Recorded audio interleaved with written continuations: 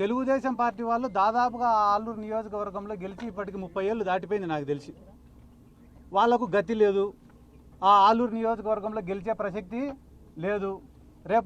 రేపు స్థానిక సంస్థల ఎన్నికలు జరిగినా కూడా వాళ్ళకి ఎటువంటి ఉపయోగం లేదని తెలుసుకొని మొన్ననే చంద్రబాబు నాయుడు గారు వచ్చినారు అడిగి. ఆలూరుకు వచ్చి మీరు ఏం చేస్తారో ఏమో తెలీదు, వచ్చే ఎలక్షన్ల కల్లా లేదా స్థానిక సంస్థల ఎన్నికల కల్లా ఇక్కడ తెలుగుదేశం పార్టీ జెండా ఎగరాలా, మీరు దాడులు చేస్తారా, కులాల మధ్యన కొట్లాటలు పెడతారా, విద్వేషాలను రెచ్చగొడతారా, అక్రమ కేసులు పెడతారా, భౌతిక దాడులు చేస్తారా, ఏం చేస్తారో మీ ఇష్టం. మొత్తానికైతే తెలుగుదేశం పార్టీ జెండాల ఎగరాలా అనే ఉద్దేశంతోనే ఈరోజు వాళ్ళే దాడి చేసి ఎమ్మెల్యే గారి పైన మరొక 34 మంది పైన 27 మంది పైన ఒక కేసు, 43 మంది పైన ఇంకొక కేసు, దాదాపుగా 3 కేసులు నమోదు చేసి వీళ్ళని ఇబ్బంది చేసే కార్యక్రమం చేస్తున్నారు. ఎవరైనా వేడగండి, మీరే ఆలూరుకు పోయి విచారించుకోండి. విరూపాక్షి గారి పైన ఈ రోజు వరకు ఎటువంటి క్రిమినల్ రికార్డు కానీ క్రిమినల్ కేసులు కానీ లేవు. అటువంటి వ్యక్తి పొద్దున్న లేస్తే రాత్రి వరకు కష్టపడడం మాత్రమే తెలుసు. ఏ కార్యకర్త అర్ధరాత్రి ఫోన్ చేసినా పలకడం మాత్రమే తెలుసు.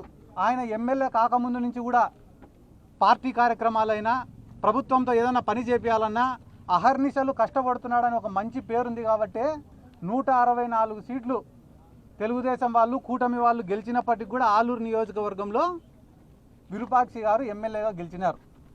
అటువంటి వ్యక్తి పైన ఈరోజు ఇంత దౌర్జన్యం చేసి వాళ్ళ కార్లు వల్లగొట్టి వాళ్ళ తమ్ముడికి ఫ్రాక్చర్ చేసి మళ్ళా తిరిగి వీళ్ళపైనే 307 కేసు పెట్టడం అనేది చాలా దుర్మార్గం. ఇది పోలీసుల యొక్క ఫెయిల్యూర్. ఎక్కడైనా టీడీపీ వాళ్ళు వైసీపీ వాళ్ళు కొట్టుకుంటారు, కేసులు కౌంటర్ కేసులు పెట్టుకుంటారు, ఇవన్నీ మామూలే. కానీ దాడి చేసిన వాళ్ళపైనే వాళ్ళనేమో ఇడిచిపెట్టినారు, దాడి చేసిన వాళ్ళని గాయపడిన వాళ్ళనేమో తెచ్చి జైళ్ళల్లో పెట్టినారు. ఇదేం ఈరోజు మాకు కొత్త కాదు. కానీ మీరు ఏ సంస్కృతికి తెరలేపుతున్నారనేది మీరే ఆలోచించుకోవాలి.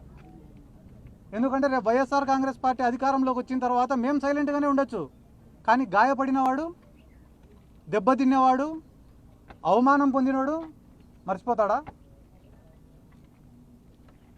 కులాల మధ్యన కొట్లాటలు పెట్టాలా? ఎంతోమంది నాయకుల్ని చూసినా, కొంతమంది బోయ సామాజిక వర్గానికి సంబంధించిన నాయకులు వచ్చినారు, వచ్చి విరూపాక్షి గారికి వ్యతిరేకంగా మాట్లాడిపోయినారు. అదే నాయకులు మా ముచ్చుమరి గ్రామంలో ఒక బోయ సామాజిక వర్గానికి సంబంధించిన బాలిక మిస్ అయితే ఏ నాయకుడు రాలే. దళిత సంఘ నాయకులు వచ్చినారు ఆడ మద్దతు తెలపడానికి. క్లియర్ కట్గా వీడియోలలో ఒక ఆడామ వాళ్ళ భర్త, అతనే ఆ ఆడామవి గుడ్డలు చించినాడు. ఇక్కడ ఉన్న ఎన్నో మీడియా ఛానళ్ళల్లో ఆ వీడియోని టెలికాస్ట్ చేసినారు.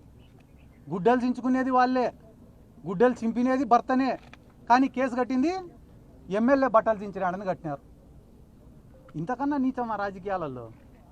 ఆ దళిత సంఘాల నాయకులు వచ్చినారు. ఆ దళిత సంఘాల నాయకులలో ఒక్కరన్నా ఆ పక్క నియోజకవర్గం ఆదోని ఉంది. ఆదోని ఎమ్మెల్యే, కర్నూలు జిల్లా తెలుగుదేశం పార్టీ అధ్యక్షురాలు ఇద్దరు పక్కన ఉండి ఆదోనిలో ఒక ధనాపురం అనే గ్రామానికి సంబంధించిన ఒక సర్పంచ్, దళిత సర్పంచ్కు అవమానం చేసినారని చెప్పి వాళ్ళు కలెక్టర్ని కలిసినారు, ఎస్పీని కలిసినారు. దాదాపుగా నెల రోజులు ప్రజా పోరాటం చేసినారు. ఏమని? ఆదోని ఎమ్మెల్యే పైన, తెలుగుదేశం పార్టీ జిల్లా అధ్యక్షురాలిపైన కేసు నమోదు చేయమని చెప్పి నెల రోజులు పోరాటం చేసినారు. ఆ రోజు ఎవరైతే ఈ దళిత సంఘ నాయకులు, దళిత తెలుగుదేశం పార్టీ నాయకులు ఉన్నారో వాళ్ళు ఒక్కరైనా స్పందించినారా? స్పందించలే. ఈరోజు ఏమంటున్నారు తెలుసా? ఏందయ్యా మీ వాళ్ళే వీడియోలు వచ్చినాయి కదా, మీ వాళ్ళే గుడ్డలు చింపుకొని మళ్ళీ కేసు పెట్టినారంటే, వీడియో తీసేటప్పుడు ఆయన చింపిరాడంట, వీడియో ఆఫ్ చేసినాక పోయి ఎమ్మెల్యే చింపిరాడంట. ఇంత నీచమా? ఎవరో పోయి అడిగినారంటే చంద్రబాబు నాయుడిని కూడా, సార్ ఇంత వరస్ట్ గవర్నమెంట్ ఈ ప్రపంచంలోనే లేదంటున్నారు సార్. ఈ ప్రజాస్వామ్యంలో మన అదృష్టం కొద్దీ, వాళ్ళ దురదృష్టం కొద్దీ 5 ఏళ్ళకు ఒకసారి ఎన్నికలు వస్తాయి కాబట్టి మనం ఏం చేసినా కూడా జరిగిపోతాం సార్. ఇప్పటికిప్పుడు ఎన్నికలు వచ్చినా మనం గెలిచే పరిస్థితి లేదు కదా సార్.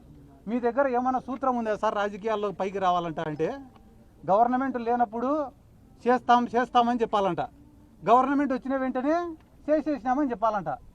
అంతకుమించి ఏం చేయాలి సార్ అంటే, అంతకుమించి ఇంకెక్కువ ఏం చేయకూడదురా. నీకు ఎంత కావాలో అంత దోచుకో, నీకు ఎంతమందిని కావాలంటే అంతమందిని ఇబ్బంది పెట్టుకో, 5 ఏళ్ళు మనదే రాజ్యం అని అంటున్నారు. కాబట్టి ఈరోజు మీరు ఎవరైనా చూసుకోండి, డిఎస్సి పైన పోరాటాలు జరుగుతున్నాయి, పొగాకు రైతులకు రేటు లేదని చెప్పి పోరాటాలు జరుగుతున్నాయి, దేశవ్యాప్తంగా మోడీకి వ్యతిరేకంగా పోరాటాలు జరుగుతున్నాయి. ఇన్ని మన కాపు సామాజిక వర్గం వాళ్ళు కూడా పవన్ కళ్యాణ్ పైన ఈడీ వరకు ఉన్నారు. అన్నిటికీ అమ్ముడుపోతా ఆడరా తెలుగుదేశంకి అని. ఈ కూటమి కూడా కలిసి ఉండే ప్రసక్తే లేదు.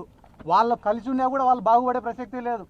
వీటన్నిటి నుంచి ఎట తప్పించుకోవాలని తెలియక ఇట్లా దాడులు, కేసులు, అవమానాలు, ఇబ్బందులు.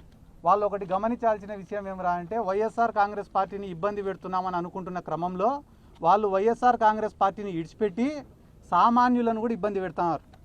ఈరోజు పోలీసులు మా పైన కేసులు పెడతారని మీరు అనుకుంటున్నారు. మా పైన కేసులు పెడితే మేము కనీసం పోరాడుతున్నాం. కానీ సామాన్యులపైన, అమాయకులపైన కేసులు పెడుతుంటే వాళ్ళకి ఎవరికి చెప్పుకోవాలని కూడా అర్థం కావడంలే. ఒక్కొక్కరు కూడా ఒక చిన్న కేసు నమోదు చేయించుకోవాలంటే 1,00,000-2 లక్షల రూపాయలు ఖర్చు పెట్టుకునే పరిస్థితి. అమాయకులపైన కేసులు పెడితే రాజీ చేయించుకునే దానికి 2 లక్షలు 4 లక్షల రూపాయలు ఖర్చు పెట్టుకునే పరిస్థితి. చాలా మంది అరే నక్సలైట్లు అనే వాళ్ళు ఉండింటే వ్యవస్థలన్నా బాగా పనిచేసినాయి కదరా ఆ రోజు. వాళ్ళు లేకుంటే కానీ ఈరోజు మన సమస్యలు ఎవరికి చెప్పుకోవాలని కూడా తెలియక ఆత్మహత్యలు చేసుకునే పరిస్థితులు ఉన్నాయి కదరా అని అనుకుంటున్నారు. దయచేసి మీ మీడియా మిత్రుల్ని కూడా నేను కోరుకుంటున్నా, వాస్తవాలను ప్రపంచానికి తెలియజేసేది మీరే కాబట్టి ఆలూరు నియోజకవర్గంలో ఏం జరుగుతుందో మీరు కూడా ఒక్కసారి ఆలోచన చేయండి. ఎక్కడో పక్క నియోజకవర్గంలో ఉండే బోయ సామాజిక వర్గం నాయకులు వచ్చి మాట్లాడినారు కదా, అదే నియోజకవర్గంలో ఉండే గుమ్మనూరు జయరాం గారు కానీ, బొజ్జమ్మ గారు కానీ వీళ్ళు ఎందుకు స్పందించలే అంటే విరూపాక్షి గారిది తప్పు లేదు కాబట్టి. విరూపాక్షి గారి పైన స్పందిస్తే స్థానికంగా ఉన్న బోయ సామాజిక వర్గం వాళ్ళు కానీ మిగతా కులస్తులు కానీ ఎవరు కూడా ఒప్పుకోరు కాబట్టి. బయట వాళ్ళదేముంది, వస్తారు తిడతారు పోతారు. కానీ స్థానికంగా ఉండే వాళ్ళు విమర్శలు చేస్తే రేపు ప్రజలను ఎదుర్కోవాలి కదా. ఇటువంటి అన్యాయాలన్నింటినీ ఎదుర్కోవడానికి సిద్ధంగా ఉండం. ఖచ్చితంగా రానున్న రోజులలో నేను చెప్పే మాట కాదు, ఎవరెవరైతే నిలుగుతున్నారో వాళ్ళకందరికీ చెప్తానా, 2 ఏళ్ళు మీ ఇష్టం. ఇంకా ఎన్ని కేసులు పెట్టుకుంటారో, ఎన్ని దాడులు చేసుకుంటారో 2 ఏళ్ళు చేసుకోండి. కానీ అన్యాయంగా టీడీపీ వాళ్ళకన్నా ముఖ్యంగా అన్యాయంగా కేసులు పెట్టిన ఆఫీసర్లను మాత్రం, వైఎస్ఆర్ కాంగ్రెస్ పార్టీ కార్యకర్తలను, సామాన్య ప్రజలను ఎవరైతే అవమానపరుస్తున్నారో, అసభ్య పదజాలంతో మాట్లాడుతున్నారో, స్టేషన్కు పోవాలంటే కూడా భయానకరమైన వాతావరణాన్ని మీరు సృష్టిస్తున్నారో అటువంటి అధికారులకు చాలా సూటిగా స్పష్టంగా చెప్తున్నాం, మీరు ఖచ్చితంగా ఎంక్వైరీలు ఫేస్ చేయాల్సిందే. ఏ రకంగా అయితే ఈరోజు మేము కేసులు అనుభవిస్తున్నామో, మీ పైన సస్పెన్షన్లు, ట్రాన్స్ఫర్లు అని అనుకుంటారేమో, అది కానే కాదు. మీరు కూడా ఖచ్చితంగా కేసులు ఫేస్ చేయాల్సిందే, ఈ జైలును చూడాల్సిందే అని కూడా ఈ సందర్భంగా తెలియజేసుకుంటూ రాష్ట్రంలో డిఎస్సి గురించి జరుగుతుంది. డిఎస్సి టీచర్ పోస్టులు ఇవ్వలేకుండా కూడా ఇప్పుడు ధర్నాలు చేస్తున్నారని చెప్పి టీడీపీ వాళ్ళు ఆరోపిస్తారు. అంటే టీడీపీ పోస్టులు ఇవ్వలేని వాళ్ళు కూడా ధర్నా చేస్తున్నారంటే మీరు అమ్ముకున్నా కూడా తప్పులేదా? ఇప్పుడు వైఎస్ఆర్ కాంగ్రెస్ పార్టీ చాలా స్పష్టంగా స్పోర్ట్స్ కోటాను అడ్డం పెట్టుకొని మీరు ఉద్యోగాలు అమ్ముకున్నారని చెప్పి చెప్తున్నారు. దానిపైన క్లారిటీ ఇవ్వమని చెప్పి మేము అడుగుతున్నాం. రెండోది బాధితులు అడుగుతున్నారు. దానిపైన మీరు చర్చ పెట్టకుండా మీరు ఇవ్వలేకపోయినారు, మేము ఇచ్చినాము, అది సందర్భం కాదు కదా. మేము అవకతవకలు జరిగిన డిఎస్సిలో అని చెప్తున్నాం. స్పోర్ట్స్ కోటా కింద మీరు ఏమని ఇచ్చినారు? మీరు ఎగ్జామ్ రాయకపోయినా కూడా మీకు ఉద్యోగం ఇస్తామని చెప్పినారు. మళ్ళీ జీవోలను మీరే సవరించుకున్నారు. కొత్తగా బ్రిడ్జ్ గేమ్ అంటే పేకాటతో సహా అన్ని గేమ్స్ని స్పోర్ట్స్ కోటాలో తీసుకొని వచ్చినారు. కొత్తగా స్పోర్ట్స్ సర్టిఫికేట్లు ఇచ్చినారు. ఎలిజిబుల్ లేని వాళ్ళకి స్పోర్ట్స్ సర్టిఫికేట్లు ఇచ్చినారు. ఇవన్నీ దాంట్లోకి సమాధానం చెప్పమని చెప్పి చెప్తుంటే మీరు ఇవ్వలేకపోయినారు, మేము ఇచ్చినాము, తప్పు కదా ఇది. అంటే మీరు ఎట్లయినా అమ్ముకోవచ్చా? బాధితులు అడిగే బాధితుల పక్షాన మేము మాట్లాడుతున్నాం తప్ప మా సొంత ఎజెండా కాదు కదా డిఎస్సీ. అంటే బాధితులే మీ పక్షాన లేరు, కేవలం రాజకీయ మనుగడ కోసం వైసీపీ ఇదంతా ఆందోళన చేస్తుందనేది వాళ్ళ వాదన. రాజకీయ మనుగడ మాకు అవసరం లే. మీరు గ్రామాలలోకి పోతే కానీ నీళ్లు ఇవ్వడం లే అని చెప్పి రైతులు ఆందోళనతో ఉన్నారు. పండించిన పంటలకు రేట్లు లేవని చెప్పి రైతులు ఆందోళనలో ఉన్నారు. విద్యార్థులు కూడా నిరుద్యోగ భృతి ఇవ్వడం లే అని చెప్పి ఆందోళనలో ఉన్నారు. ఉద్యోగాల కల్పన చేయడం లే అని చెప్పి ఆందోళనలో ఉన్నారు. ఇవన్నీ మీరు ఇచ్చినారా నిరుద్యోగ భృతి? దానికి ఒక్కదానికి నువ్వు సమాధానం చెప్పు. మాకు మనుగడ ఏమవసరము? 18 ఏళ్ళు దాటిన ఆడోళ్ళకి 1,500 రూపాయలు ఇస్తామన్నారు, ఇచ్చినారా? మాకెందుకు ఆందోళన?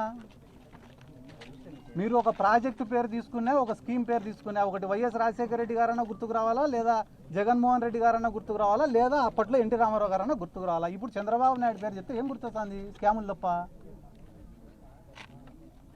అమరావతి పేరిట దోపిడీ. ఇవన్నీ ఎందుకన్నా? రేపు దేశంలో మీరు ఫేక్ అలిగేషన్ చేస్తున్నారు కదా.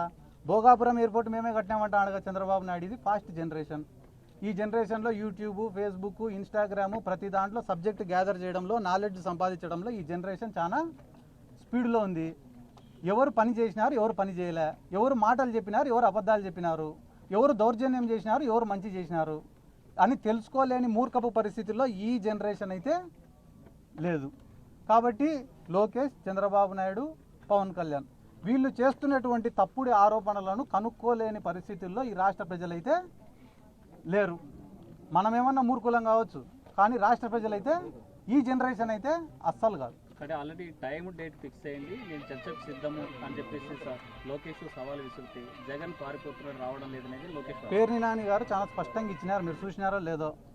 లోకేష్, నువ్వు చర్చకు వచ్చేదానికైతే మేము చర్చకు సిద్ధంగా ఉన్నాం. జగన్మోహన్ రెడ్డి గారు చర్చకు రావాలంటే మీ ఫాదర్ నారా చంద్రబాబు నాయుడు గారిని రమ్మనండి, డేటు ప్లేసు మీరే ఫిక్స్ చేయండి, వస్తాడు. అది మాట. అది మీరు విన్నారు లేదు? నిన్న అమిత్ షాని మీ పార్టీ నేతలు కలిశారు, ఏం చెప్పారు అమిత్ షా గారు మీ పార్టీ నేతలు? ఇచ్చినారు కదన్నా, జగన్మోహన్ రెడ్డి గారికి భద్రత తగ్గించినారు, ఎక్కడికి పోయినా కూడా లక్షల మంది జనం ఇచ్చారు సార్, ఆయన ఏమైనా చెప్పారా? నేను లేను కదన్నా, కనుక్కుంటా పార్టీ.